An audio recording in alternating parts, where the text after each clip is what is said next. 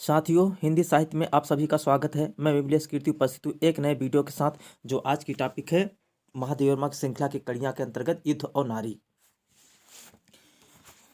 बर्बरता की पहली सीढ़ी से सभ्यता की अंतिम सीढ़ी तक युद्ध मनुष्य जाति का साथ देता आया है। मनुष्य ने अपनी संकीर्ण व्यक्तिगत स्वार्थ भावना का पहला अभिनंदन भी इसी से किया और लोकगत परार्थ भावना की अंतिम आराधना भी इसी से करने जा रहा है।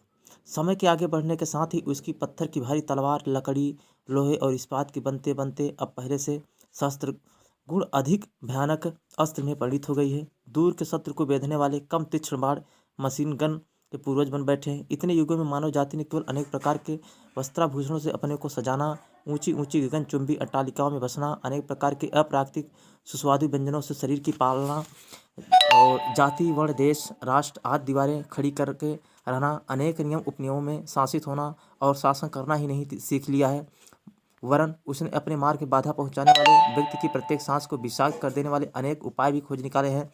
आज के विज्ञान ने उसकी प्रत्येक सहारक कल्पना को पार्थिव रूप दे दिया है, प्रत्येक उड़ने वाली इच्छा को धरती से बांध दिया है, प्रत्येक निष्ठुर प्रयत्न को साकार सिद्धि में परिवर्तित कर दिया है। परिणाम वही हुआ जो होना था। आज प्रत्येक राष्ट्र हिंसक जंतु की तरह अपनी सद्जाता पहली इच्छा की पूर्ति के लिए दूसरे राष्ट्र के जीवन भर की संचित संस्कृति को निगल लेने को तुला बैठा है। जब हम स्वार्थ के उस हुकार को संसार के एक छोर से दूसरे छोर तक प्रतिध्वनित होते सुनते हैं, तब मन में प्रश्न उठे बिना नहीं रहता कि इन भिन्न देश और जातियों के दूधमोहे बालकों को आंचल की छाया में छिपाए और बड़ों को वात्सल से आदर करती हुई माताएं तथा आने वाली आपत्ति की आहट सुनकर मुरझाई हुई असने में पत्नियां क्या सोच रही हैं। युद्ध स्त्रियों की मनोवृत्ति के अनुकूल है या नहीं? यदि नहीं है तो पुरुषों ने उससे सहयोग पाने के लिए क्या क्या प्रयत्न किए? ये प्रश्न सामयिक लगने पर भी जीवन के समान ही पुराने हैं। पुरुष का जीवन संघर्ष से आरंभ होता है और स्त्री का आत्मसमर्पण से। दोस्तों, जीवन के कठोर संघर्ष में पुरुष विजयी प्रमाणित हुआ। उसे स्त्री ने कोमल हाथों से जयमाल देकर स्निग्ध चितवन से अभिनंदन करके स्नेह प्रवण आत्मनिवेदन से अपने निकट पराजित बना डाला। पुरुष की शक्ति और दुर्बलता उस आदिम नारी से नहीं छिपी रही होगी जिसने पुरुष की प्रवृत्ता को पराभूत करके उसकी सुप्त भावना को जगा। इन पवित्र ग्रहों की नींव स्त्री की बुद्धि पर रखी गई है, पुरुष की शक्ति पर नहीं। अपनी सहज बुद्धि के कारण ही स्त्री ने पुरुष के साथ अपना संघर्ष नहीं होने दिया। यदि होने दिया तो आज मानव जाति की दूसरी ही कहानी होती। शारीरिक बल के अतिरिक्त उन दोनों के स्वभाव भी भिन्नता थी। पुरुष की यदि ऐसे वृक्ष की उपमा दी जाए जो अपने चारों ओर के छोटे छोटे पौधों का जीवन रस चूस चूस कर आकाश की ओर बढ़ता जाता है, तो स्त्री को ऐसी लता कहना होगा जो पृथ्वी से बहुत थोड़ा सा स्थान लेकर अपनी संघनता में बहुत से अंकुरों को अपनाती हुई उस वृक्ष की विशालता को चारों ओर से ढक लेती है। वृक्ष की शाखा प्रशाखाओं को काट कर भी हम उसे एकांकी जीवित रख सकते हैं, परंतु लता की असंख्य उलझी उलझी उपशाखाएं नष्ट हो जाना उसकी मृत्यु है। स्त्री और पुरुष के इसी स्वभाव जनित भेद ने उन्हें एक दूसरे के निकट परिचय प्राप्त करने योग्य बना दिया। स्त्री का जो आत्मनिवेदन पुरुष को पराभूत करने के लिए हुआ था, वह संतान के आगमन से और दृढ़ हो गया। उसने देखा कि उसे एक सबल पुरुष पर शासन ही नहीं करना है, वरन अनेक दुर्बलों को भी उसके समान सबल बनाना है। उसके इस कर्तव्य बोध के साथ ही गृह की नींव पड़ी। जब उसने अपने शिशु को सामने रखकर कहा कि इसे तुम्हारे समान बनाने के लिए मुझे निरंतर धूप शीत से बचाने वाली छाया, नियमित रूप से मिलने वाला भोजन और नियत रूप से हिंसक पशु शत्रु आदि से रक्षा करने वाले प्रहरी के रूप में तुम्हारी आवश्यकता है, तब पुरुष पत्तों की कुटी बनाकर आखिर द्वारा भोजन का प्रबंध करके अपनी सारी शक्ति से उस नए संसार की रक्षा करने में प्रवृत्त हुआ। पहले जिन शत्रुओं से वह निर्भीकतापूर्वक उलझ पड़ता था, अब उनके सहयोग की आवश्यकता का अनुभव करने लगा। संघर्ष में जो सबल व्यक्ति अपनी रक्षा कर सकता था, वही अब सुकुमार, संगिनी और कोमल शिशु को लेकर दुर्बल हो उठा, क्योंकि उसके प्रतिद्वंदी उसे हानि पहुंचाने में असफल होकर उसके गृह सौंदर्य को नष्ट कर सकते थे। सबल ने अपने गृह की रक्षा और रचितों के सुख के लिए निर्बलों का सहयोग स्वीकार किया। निर्बलों ने अपने अपने गृह दोनों के लिए इस प्रकार हिंसक पशु के समान युद्ध प्राण मानव जाति अपने सुख की परिधि को धीरे धीरे बढ़ाने लगे। युद्धों का सर्वथा अंत तो नहीं हुआ, परंतु अब व्यक्ति अपने गृह की रक्षा के लिए तत्पर हुआ। जाति एक विशेष गृह समूह की रक्षा के लिए मारने लगी। फिर भी स्त्री में कभी वह रक्त लोलुपता नहीं देखी गई, जिसके कारण युद्ध केवल युद्ध के लिए ही होते रहे। वास्तव में वह पुरुष के दृष्टिकोण से युद्ध को देख ही नहीं सकती थी। कुछ स्वभाव कारण, कुछ बाहर के संघर्ष में रहने के कारण पुरुष गृह में उतना ही अनुरक्त नहीं हो सका जितनी स्त्री हो गई थी। उसके लिए गृह का उजड़ जाना एक सुख के साधन का बिगड़ जाना हो सकता है, परंतु स्त्री के लिए वही जीवन का उजड़ जाना है। उसने अपने आप को उसमें इतना तन्मय कर दिया कि उसका घर उसके लिए जीवन से किसी भी प्रकार भी नहीं रह गया। युद्ध गृह के लिए प्रलय है, इसी से संभवतः है उससे विमुख रही।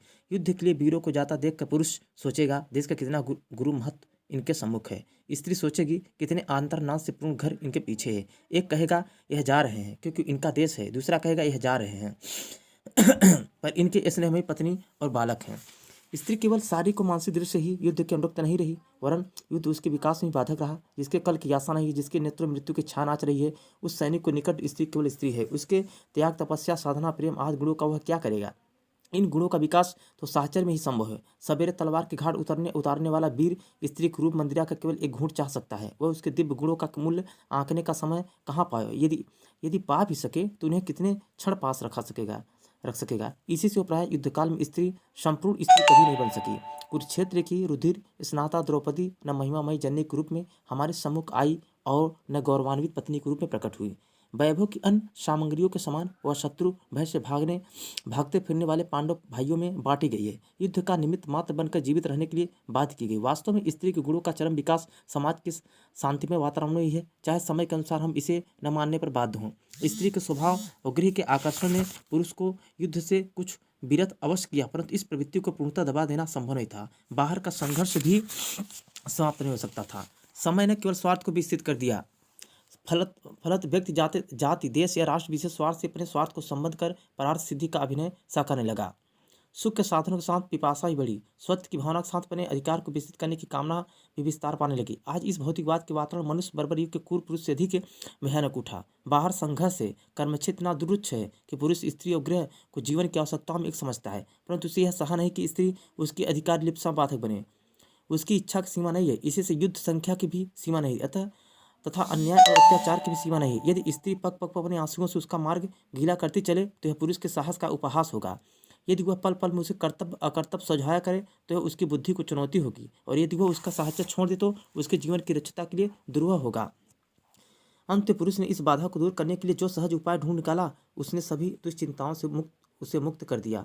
उसने एक नए आविष्कार के समान स्त्री के समूह के तर्क रखा कि तुम्हारी युद्ध विमुखता के मूल में दुर्बलता है, तुम में शक्ति नहीं। इसी से कोई भावुकता प्रश्रय पाती है। तुम्हारा आत्मनिवेदन तुम्हारी ही रक्षणीयता प्रकट करता है, अतः यह लज्जा का कारण है, गर्व का नहीं। अपने स्वभाव की यह नवीन व्याख्या सुनकर मानव नारी ने अपने आप को एक नए दर्पण में देखा, जिसने उसे कुत्सित और दुर्बल प्रमाणित कर दिया। उसका रोम रोम विधाता ने प्रसोद लेने के लिए जल उठा। उसने पुरुष के निकट पुरुष का ही दूसरा रूप बन जाने की प्रतिज्ञा की। वे अस्त्र जो निष्ठुर सहार के कारण उसे त्याग जान पड़ते थे, उसके आभूषण हो गए हैं। युगों से मानवता की पाठशाला में सीखा हुआ पाठ वह क्षण में भूल गई और पुरुष ने अपने मार्ग को प्रशस्त पाया।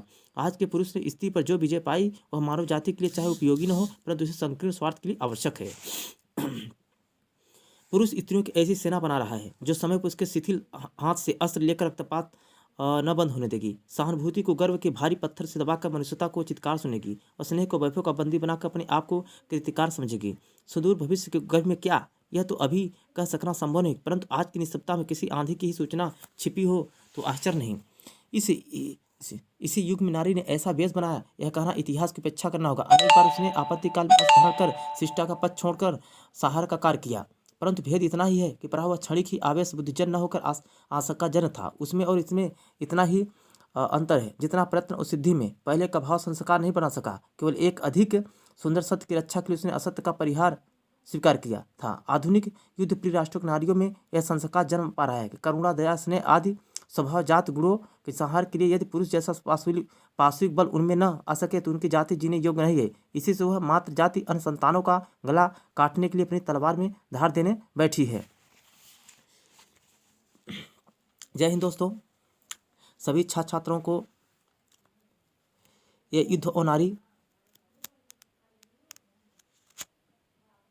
लाभान्वित हो सके। नेट जेआरएफ टीजीटी पीजीटी की मोस्ट पंक्तियां हैं, जिसे महादेव वर्मा ने श्रृंखला कड़िया के अंतर्गत युद्ध और नारी की तुलना करके एक अलग तरीके से स्टेप बाय स्टेप दिखाया है।